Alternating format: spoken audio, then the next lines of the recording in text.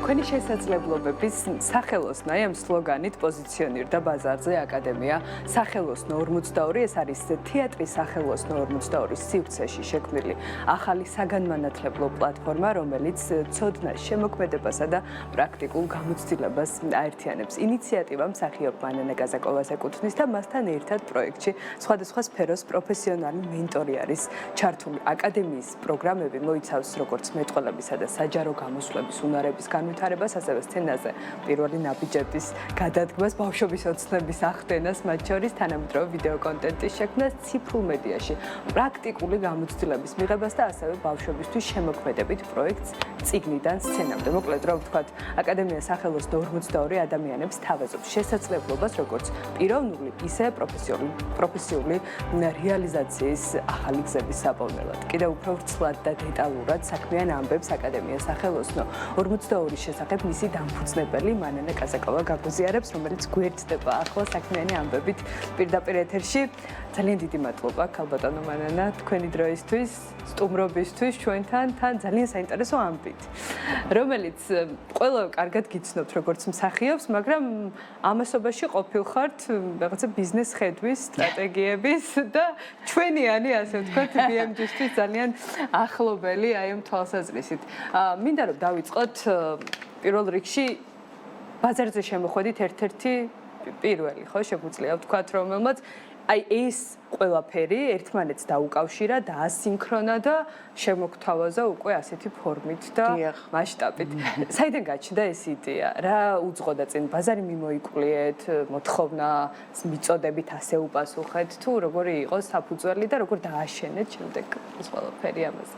მადლობა მოწვევისთვის, ცოტა ნერვიულობ, იმიტომ რომ ჩემთვის ეს ხო ფორმატია, მაგრამ საინტერესო გამოწვევა. დაიწყო ყველაფერი მეტყველების კურსიდან. ანუ მეტყველების და კომუნიკაციის კურსი გავხსენით.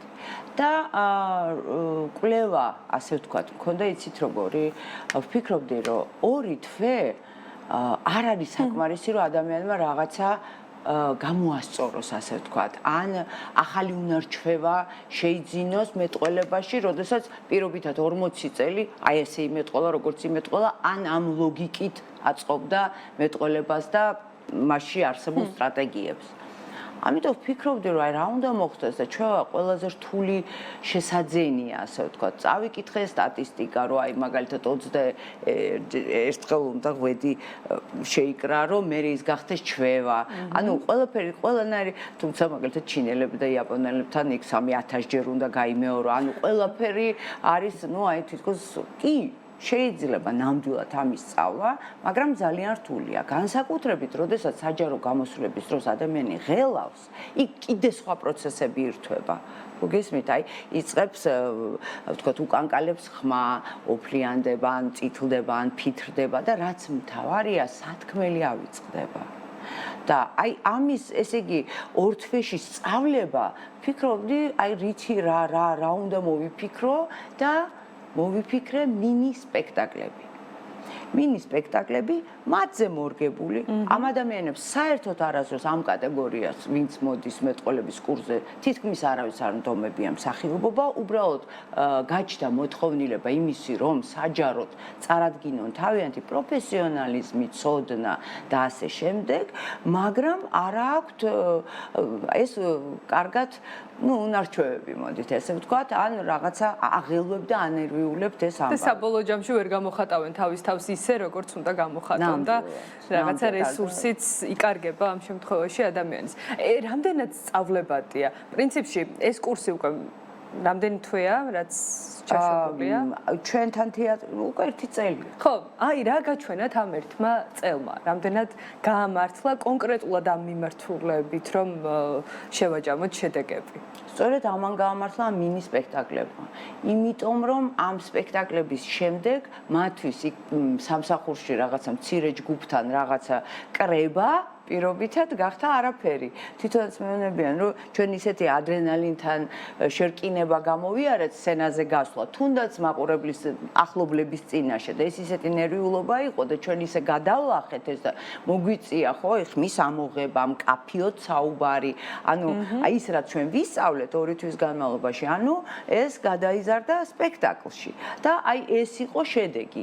ძალიან დიდი, რომელიც მათ თავიანთ ცხოვრებაში აბსოლუტურად სხვადასხვა პროფესიის ადამიანებზე ვამბობ, ბიზნესმენი იქნება ის თუ ადვოკატი თუ ექიმი, მას მე ის ადგება თავის ცხოვრებაში და ამიტომ ეს სპექტაკლები. მაგრამ შემდეგ მოხდა ესეთი რამ, რომ ლევანი შემოდიოდა ცხადიებით, რომ ეს ჩვენს აკადემიის სცენაზე, სახელოსნო 42 სცენაზე მიმდინარეობდა ეს მინი სპექტაკლები და გაოცდა, რომ თქვენ არასდროს არ გდომებიათ თომ მსახიობობა. ერთი ორ კითხვაც კი დაუსვა, იმიტომ რომ მართლა უცებ ისეთი ნიჭი გამოავლინეს, გესმის ეს ჩვენი სწავლება, 4 წელი ვსწავლობთ, მე რამდენი პრაქტიკა და მაინც სულ ეჭვებში ვარ და მსახიობებთან, იმიტომ კი არ ვაკნინებ პროფესიონალ მსახიობებს. უბრალოდ ვამბობ, რომ უცებ ისეთი ხალასი ნიჭი წამოვიდა სცენიდან, საოცარი და მან გამიჩნდა იდეა, რომ მოდი გავაკეთოთ კურსი. როდესაც აი მოყვარულებისთვის, ადამიანებისთვის, რომელსაც ბავშვობაში უოცნებიათ, მშობლებმა არ გაუშვეს ეგრას ყოფილ წადი ექიმი გახდი უთხრეს ან ბიზნესი, იმიტომ რომ ეს არ არის ესეთი მაღალანაზღაურებადი სამსახური, ან რა ვიცი 1000 მიზეზის გამო, ან ვერ გაბედეს, უნდოდათ, მაგრამ უკვე აი ამ კატეგორია ადამიანებისთვის გავხსენით კურსი, ოღონდ ზაფხულში, როდესაც იყურება თეატრი, ასე ვთქვათ, არდადაგებზე და გავხსენით კარი არაპროფესიონალებისთვის და პირველი ზაფხული გქონდათ უკვე? გქონდა, ნამდვილად. სოციალურ ქსელში საკმაოდ, ასე ვთქვათ, ხშირად და ინტენსიურად ვრცელდებოდა აბსოლუტურად კარდინალურად განსხვავებული პროფესიის წარმომადგენლების მხრიდან, მათ შორის BMG-ისთვის ნაცნობი სახეები რესპონდენტებიც იყვნენ ამ ყველაფერში ჩართული და რაც ჩვენთვის კიდევ უფრო სასიამოვნოა. როგორი იყო უკავშირე რაღაცა პირველი ნაკადის და რამდენად არის ეს თუნდაც უფრო ფართო მასშტაბი შეიძინოს და ერთ სეზონზე კი აღარ იყოს, არამედ რაღაცა უფრო სისტემური სახე მიიღოს ამ ყველაფერმა. ძალიან საინტერესო გამოწვევა. ისე დავმეგობრით კიდევაც. მე აი თეატრს ბევრი რამ შეუძლია. ის რაც ბოჭავს და კრავს ადამიანს ჩაცმულობიდან დაწყებული ხო ოფისში, რაღაცა კაბინეტებია, რაღაცა და აქ ყველა ერთი ვართ. აქ არ არსებობს უფროსი, უმცროსი და მთავარი რაც აერთიანებს ადამიანს ჯგუფს ეს არის სპექტაკლი და იქ მე ეს გუნდურობა, ერთად ყოფნა, აი ახლაც ყველა სპექტაკლზე თითქმის აი დღე-გამოშვებით მოდიან, ვართ ერთად, დავმეგობრდით ამასობაში და დავახლოვდით და ასე შემდეგ. მოთხოვნაც წამოვიდა. ძალიან დიდი. თან ჩვენ არ აგვაქვს არანაირი კონკურსი, არანაირი შეზღუდვა, 60+ ადამიანებიც იყვნენ ჩვენთან და სულ პატარა იყო სკოლის მოსწავლე ბოლო კლასში იყო ხოლმე მე-11 კლასელი. აბა რა გჭირდება რომ მოვახციოთ თქვენს სახელოსნო აკადემია. უბრალოდ არეგისტრირდეთ ზაფხულში, ღია, კარი არაპროფესიონალებისთვის ლევანის, ასე ვთქვათ, პირველი როლი ქვია ამ კურსს და ეს არის ზაფხულობით. და უშუალოდ ბატონი ლევანიც ჩართულია. აუცილებლად ბატონი ლევანი იდგავს, რა თქმა უნდა, მაგრამ ეს არის მთელი რა ასეთი რანგის რეჟისორთან ცხოვრებაში ერთხელ მაინც. რა თქმა უნდა. უნდა მიიღო გამოცდილება მუშაობის ნამდვილად. რა თქმა უნდა, ეს ძალიან, მაგრამ ეს არის, აი ვთქვათ, ესე იგი, ამის შემდეგ ვიფიქრე, რომ მოდი ბავშვებმა რაღა დააშავეს და უკვე აი ამ ეგიდით გავაერთიანე ეს ორი კურსი, მეტყველების კურსი და პირველი როლი, ასე ვთქვათ და გავხსენით ახლა წიგნიდან სცენამდე. რომელსაც უძღვება თამარ ბუხნიკაშვილი, ძალიან კარგი მსახიობი იცით ალბათ და არაჩვეულებრივი ადამიანი და რაც მთავარია, ძალიან გამოცდილი პედაგოგი, იმიტომ რომ ბერიკები იყო ასეთი გვახსოვს. ხო და იქ 15 წელი ასწავლიდა, ასე რომ ბავშვებთან დიდი პრაქტიკა აქვს მუშაობის და სწორედ მას ვანდეთ, ასე ვთქვათ, ყველაზე სათუთი საზოგადოების წევრები. და წიგნის კითხვა მოგვიხსენებათ ყველა მშობლებს ძირითადად რო არ აქვთ, ისედაც ეს ბავშვები ძალიან გადატვირთულები არიან, მილიონ რაღაცა ადგილს დაყავთ, ხო, იქ სწავლა უცხო ენა, სპორტი, ასე შემდეგ და ეს წიგნის კითხვა რაღაცა ისეა დარჩენილი. თან ეს უზრუნველყოფს კიდეც მეტყველების დახვეწას, აუცილებლად აი აგიხსნით როგორ არის. ესე იგი წიგნს რომ ვკითხულობთ, შემდგომ ვარჩევთ, შემდგომ აუცილებლად ვაკეთებთ სავარჯიშოებს მეტყველების სუნთქვის, რაც ბავშვებს შეუძლიათ ხელეწიფებად, შემდგომ მერე ვაპიესებთ ანუ პიესად ვაქცევთ, იმიტომ რომ დრამატურგია სხვა არის, დამწერლობა სხვა არის, ხო, აი ვთქვათ, იქ ბუნების აღწერა, როგორ დამეგობდნენ, მსჯელობთ და მერე ვთამაშობთ, განვასახიერებთ ამ გმირებს. აი ესე იგი ფინალი იქნება ესეთი, რომ ეს ბავშვებს დარჩეთ სამახსოვროდ, სამუდამოდ, ესე იგი მე მგონია, რომ ეს იქნება წარუშლელი სამთვიანი ესეთი კურსი, თითო დიდი ნაწარმოები. შემდგომ მე სხვა ნაწარმოებს ავიღებ და სხვა ნაკადთან იქნება თუ იგივე ნაკადთან არა აქვს მნიშვნელობა, გავაგრძელებთ მუშაობას. ასაკობრივი დიაპაზონი როგორია? იცით რა, ჯერ მოვსინჯეთ, ვინც მაინც წერს უკვე ბავშვები, წერენ 8 წლიდან ესე, იმიტომ რომ სუპატარებისთვის მაინც ალბათ რთული იქნება რომ აი ნახოთ აი ჯერ 8 წლიდან 12-მდე გვაქვს ესეთი ჯერ ზღვარი, მაგრამ იმედი მაქვს რომ მე და სრულად თან უნდა უზრუნველყოფს თუ კიდევ არიან სხვა ადამიანებიც ჩართულები? არა სრულად თან უნდა უზრუნველყოფს და მცირე ჯგუფები გავაკეთეთ. აი აქ ცოტა შეზღუდვა გვაქვს, იმიტომ რომ მე ვთვლი რომ არ უნდა ეს არ უნდა იყოს კონვეიერის სისტემით, რომ აი უბრალოდ რაოდენობაზე და მესმის რომ ბიზნესისთვის ალბათ სწორია სხვა რამ, მაგრამ ყველაფერი ფინანსები არ არის. რეპუტაცია უფრო მნიშვნელოვანია ზოგ შემთხვევაში. და ზოგჯერ კი არა და რეპუტაცია ყოველთვის უფრო ძვირად ფასობს. მეც მე შემთხვევაში ამ შემთხვევაში მარტო ესეც არ არის თქვენი პორტფელი კიდევ ვიტევს მათ შორის ციფრული სამყაროტანაც მიმართულებებს ესეც საინტერესოა რომ გაგვიზიაროთ თან ცხოვრობთ ისეთ ეპოქაში სადაც ამ მიმართულებებზე კიდევ უფრო მზარდია მოთხოვნა რაც დინამიკაში კლებაში არ წავა ნამდვილად და აქაც ცოტა სხვა კუთხით მიუდექით, აი გეტყვით, ყველაფერი მაინც ეძღვნება მის უდიდებულესობა თეატრს. ეს არის არა მარტო სივრცეს ვიყენებ და თეატრს, არამედ მაინც ამ კუთხით უყურებთ. კურსი, ვისაც მიყავს, ანუ დღეს მართლა აი შეუძლია ნებისმიერ ChatGPT დაგიწერს კონტენტს მოგიფიქრებს, რა ვიცი, ჩაუყრი მინიმალური ინფორმაციას ან მაქსიმალურს და თითქოს ყველაფერს დაგილაგებს. მაგრამ დრამატურგია აქვს ყველაფერს, ბიზნესი ყველაფერს საერთოდ. ყველგან არსებობს დასაწყისი, შუა და ბოლო.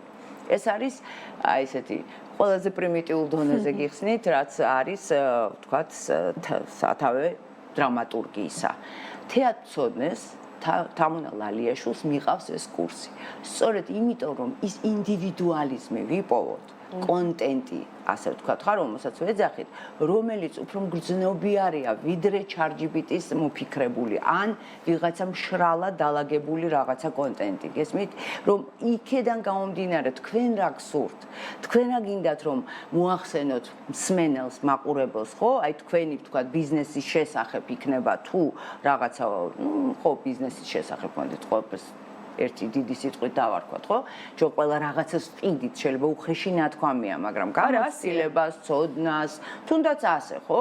მე ჩემი პროფესიით, საკუთარ თავსაც, ხო? ჩვენ რაღაცნაირად უბრალოდ ესეთი კურს ნელ-ნელა მე მგონი ამასაც მივაჩვევით, რომ ასე შევხედოთ ამ მოცემულობას. დალია და აი ინდივიდუალურად რომ იპოვოს ადამიანმა სივრცეში თავის თავი. ამ სივრცეში მე ვამბობ ინტერნეტით, თქვა გააკეთოს თავის ბიზნესის პრეზენტაცია თვითონ და იყოს აი რაღაცა ორგანული და არა დაწერილი ტექსტით. და შექმნას ვიდეო კონტენტი. და შექმნას ვიდეო კონტენტი. და იქ თამარი მარტო არ იქნება, რა თქმა უნდა, იქნებიან ადამიანები და რამოდენიმე მენტორი, ძალიან ისეთი არ დავასპოილერებ, ასე ვთქვათ, იმიტომ რომ ისეთი, ვინც ამ დარგში ძალიან გამოცდილი და საინტერესოა და ისინი წაიყვანენ ამ ლექციებს, რაც აი ტექნიკურ ნაწილს ეხება და შემოქმედებიც თამუნა.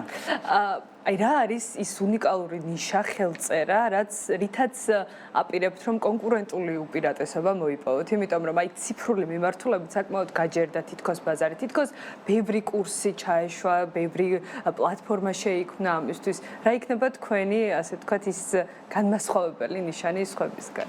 აი ზემოთ მოგახსენეთ კიდევაც თეატრი და ის ადამიანები, ვინც კარგად იცის შიგნიდან თეატრი, ხდება მის სიღრმეს და მასშტაბურობას. თეატრს აქვს ის თვისება და ის თვისებები, რომელიც ყველაფერში გჭირდება.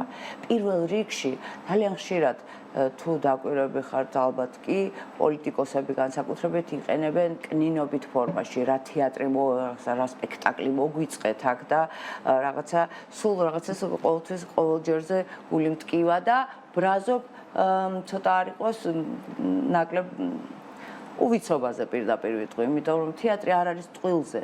თეატრი ტყილის შესახებ მხოლოდ სიმართლეზეა, გულწრფელობაზეა. აი ახლავე დაგიმტკიცებ, რომ მე არ ვაჭარბებ. რომელი მსახიობი მოგწონს? რომ თითქოს იგივეაო. დენი რომ არაფერს არ თამაშობს, ის პერსონაჟი ხდება, ვამბობ ჩვენ, როდესაც აქვთოვანდებით ჰოლივუდის მსახიობით, ხო, ვინმე? ან თუნდაც საქართველოში. ის მოგწონს, ვინც თითქმის არაფერს არ თამაშობს ბჭყალებში. ანუ ის თამაშობს, ოღონდ ისე გულწრფელად, ისე ნამდვილად, როგორც ვერავინ. და გულწრფელობა ყველგან გვჭირდება. ხო, რა არის? ამის სწავლა თითქოს შეუძლებელია, მაგრამ შესაძლებელია და თეატრი მოიცავს ზუსტად ამას.